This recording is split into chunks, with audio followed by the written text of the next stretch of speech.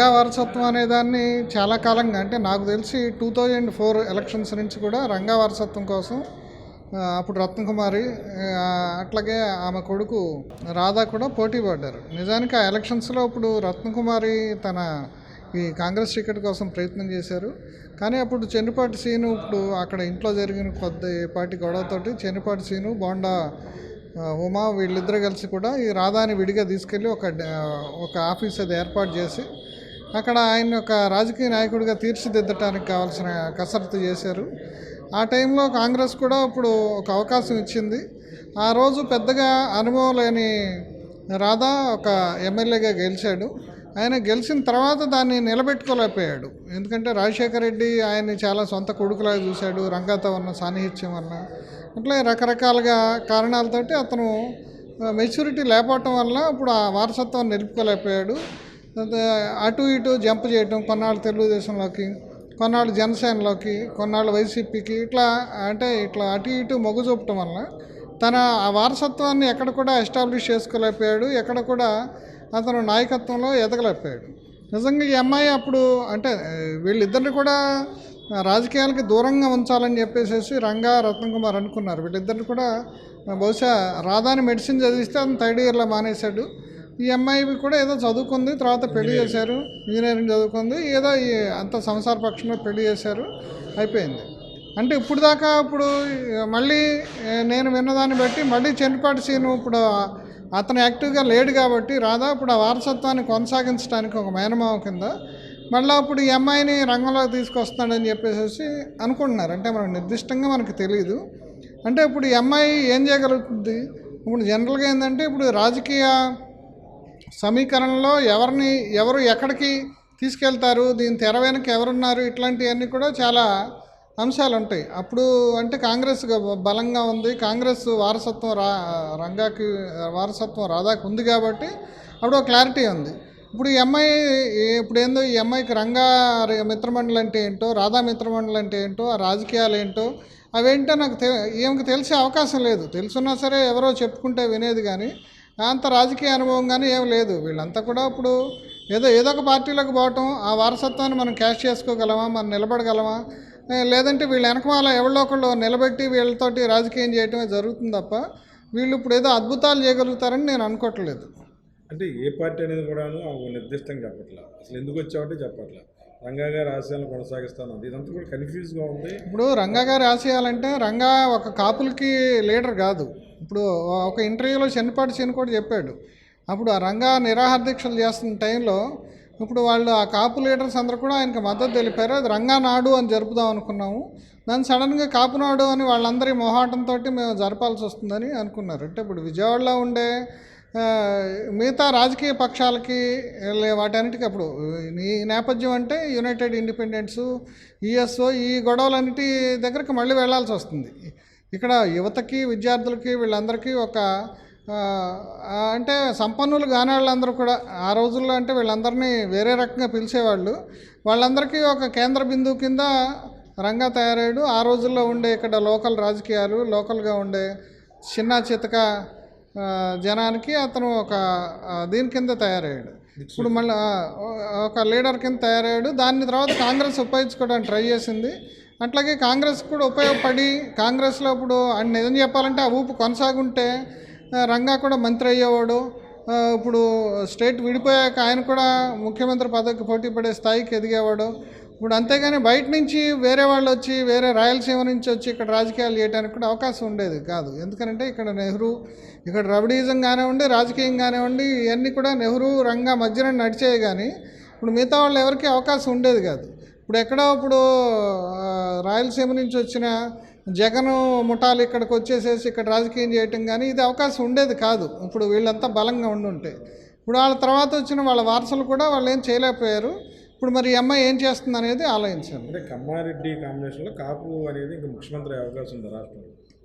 అంటే ఇప్పుడు జనసేన తరఫున ఇప్పుడు మరి ఈయన పవన్ కళ్యాణ్ మరి పోటీ పడుతున్నాడు. ఆయన ఉప ముఖ్యమంత్రి ఇచ్చాడు. ఆయన ఇవాళ కాకపోయినా ఇప్పుడు మరి రేపు లోకేష్ తోటి పోటీ పడగలిగిన గ్లామర్ ఉన్నాడు, కానీ ఆయనే కనపడుతున్నాడు. అయితే అప్పటికి మళ్ళీ రాజకీయాలు ఎట్లా వస్తాయి? ఇప్పుడు నేను విన్నదాన్ని బట్టి ఉత్తరాంధ్రలో అక్కడ కూడా ఉత్తరాంధ్రలో గోదావరి జిల్లాల్లో వాళ్ళు కన్సాలిడేషన్ చేసుకోవడానికి జనసేన కూడా చాప కింద నీరులాగా తన ప్రయత్నం తను చేస్తుంది. ఏంటంటే రాజకీయాలంటే ఎవరి కాళ్ళు ఎవరి ప్రయత్నాలు వాళ్ళు చేస్తారు. అంటే కూటమి కలిసి ఉన్న కూటమి మధ్యలో గొడవలు ఉండకూడదు, అంతా కలిసి వెళ్ళాలి జగన్కి వ్యతిరేకంగా అనే ఆలోచన ఉన్నప్పటికి కూడా వీళ్ళు మొత్తంగా కూడా ఇప్పుడు ఎవరు రాజకీయం వాళ్ళు చేసుకుంటారు, ఎవరు బలపడటానికి వాళ్ళు ట్రై చేస్తారు.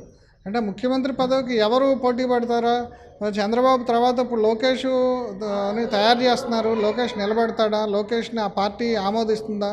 ఆ పార్టీయే కాదు, ఇప్పుడు అందరికంటే కూడా మోడీ ఆమోదించాలి. అంటే ఇప్పుడు పరిస్థితుల్లో ఇప్పుడు కేటీఆర్ విషయంలో కూడా కేసీఆరే పోయి అంత బలమైన నాయకుడు, ఆయన తెలంగాణ జాతిపిత లాంటాడు కూడా మోడీని పోయి మా అబ్బాయిని నేను ఇట్లా సీఎంని చేస్తున్నాను, మీ ఆమోదం కావాలని అడిగాడని మోడీయే స్వయంగా చెప్పాడు. ఇప్పుడు అటువంటి పరిస్థితుల్లో ఇప్పుడు మరి లోకేష్ ముందుకు రావాలన్నా ఇప్పుడు మోడీ ఆశీస్సులు కావాలి. ఈ మధ్యకాలంలో కూడా వాళ్ళిద్దరి మధ్య సంబంధాలు కూడా ఏదో తండ్రి కొడుకులో లేదంటే అంకులు అల్లుడు లాంటి సంబంధాలలాగా నడుస్తున్నాయి. ఆయన కూడా ఈయన బాగా దగ్గరకు తీసుకుంటున్నాడు. అందుకని ఎవరు ఫ్యూచర్లో ఏం జరుగుతుంది అనేది మనం చెప్పలేము. సార్ కేసీఆర్ ఫ్యామిలీ ఏమో కవిత, వైఎస్ఆర్ ఫ్యామిలీ షర్మిల, రంగా ఫ్యామిలీ ఇప్పుడు ఎవరైతే ఈ ఆశా కిరణ్ అనే అమ్మాయి ఉందో వీళ్ళు ఎందుకని ఒక ఇంట్లో నుంచి ఆడవాళ్ళు వేరుగా వస్తున్నారు, ఆ ఇంట్లోని వారసులు వేరేలా ఉన్నారు?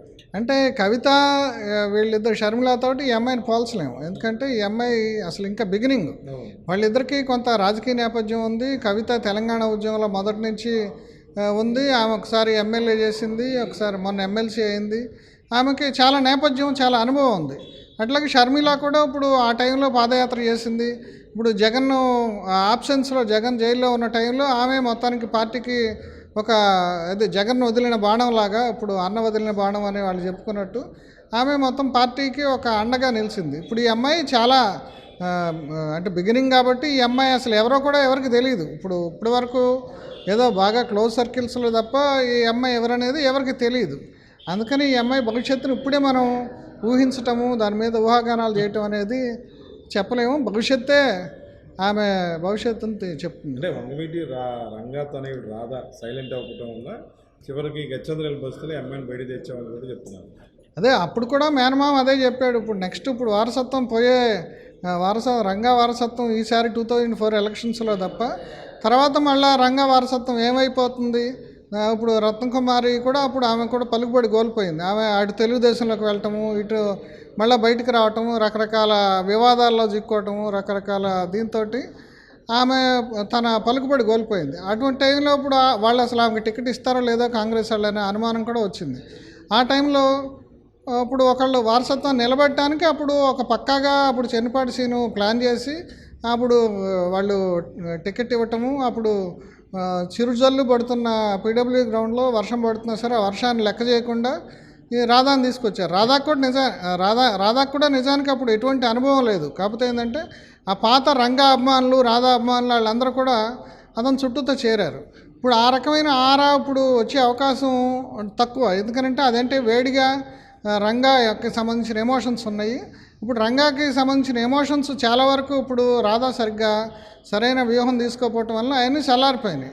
ఇప్పుడు ఎవరైనా సరే కాపులకు లీడర్ ఎవరో అంటే ఇప్పుడు పవన్ కళ్యాణ్ అని చెప్తారు తప్ప రంగాని ఎవరినే అంటే ఫోటోకి దండేసి పూజ చేయడం తప్ప ఆయన తరఫున ఎవరున్నారు? ఇప్పుడు రత్నకుమార్ లేదు, ఇప్పుడు ఇంకొకళ్ళు లేరు, రాధా సరిగ్గా ఆయన అటు ఇటు హ్యాండిల్ చేయట్లేదు. ఆయన వారసత్వాన్ని ఆయన క్యాష్ చేసుకోలేకపోయారు. అంటే ఇప్పుడు ఈ అమ్మాయి రాక పవన్ కళ్యాణ్ లాంటి వాళ్ళకి బ్రేక్ ఇస్తుంది.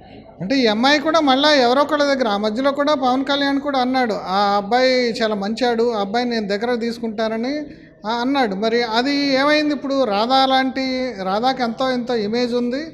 రంగా కొడుకునే ఆల్రెడీ కొంత అంటే already it's a tried horse అనమాట. అదే ఇప్పుడు పనిచేయనప్పుడు ఇంక అమ్మాయి ఎంతవరకు పనిచేస్తుంది అనేది ఆలోచించాలి. అంటే వచ్చే ఎన్నికల్లో వంగవీటి రంగా బ్రాండ్ అనేది అన్న కాపులు ఇమేజ్ పెంచే విధంగా ఉంటుందా లేదా ఇబ్బంది ఉంటుందా? అంటే కాపులు అది ఏ పార్టీకి వెళ్తుందో తెలియదు. అది మొదటి నుంచి కాంగ్రెస్ బ్రాండ్ అది. అంతే కదా, అప్పుడు వాళ్ళంతా కాంగ్రెస్లో ఉన్నారు. ఇప్పుడు కాంగ్రెస్ కమ్యూనిస్ట్ రాజకీయాలు అప్పుడు కాంగ్రెస్ తరఫున వీళ్ళు తీసుకొచ్చారు. తర్వాత తెలుగుదేశంకి ఈ అబ్బాయి వెళ్ళినప్పుడు కూడా అసలు ఇప్పుడు అక్కడ తెలుగుదేశం వాళ్ళే ఇప్పుడు ఈయన్ని చంపించారు రంగాననే ముద్ర ఉన్నప్పుడు రత్నకుమార్ ఆ పార్టీలోకి వెళ్ళినప్పుడు ఇప్పుడు తెలుగుదేశంలో కలిసిపోతే ఇప్పుడు ఏముంటుంది? అట్లాగే ఇప్పుడు కాపు రాజకీయాలు కూడా బెజవాడలో ఉన్నాయి. అవి ఎంత చెప్పినా సరే ఇప్పుడు అధికారం కోసం కొట్లాటలో ఇప్పుడు పైకి ఎంత మంచిగా ఉన్నా సరే అవి ఎప్పుడు నివురుగప్పిన నొప్పులాగానే ఉంటాయి. మరి అటువంటి పరిస్థితుల్లో ఈ అమ్మాయికి ఇప్పుడు ఏంటంటే ఆ, ఆరిపోయిన జ్యోతి అంటే అది ఆ ఎమోషన్స్ కానీ రాధా తాలూకా రంగా తాలూకా బ్రాండ్ కానీ పాత అంటే సీనియర్ రాధా గురించి నేను మాట్లాడుతుంది అవన్నీ ఈ కొత్త తరానికి తెలియదు చాలామందికి. ఇప్పుడు ఆ పాత తరం వాళ్ళకి తెలుసు కానీ ఆ ఎమోషన్స్ కానీ ఏం తెలియదు.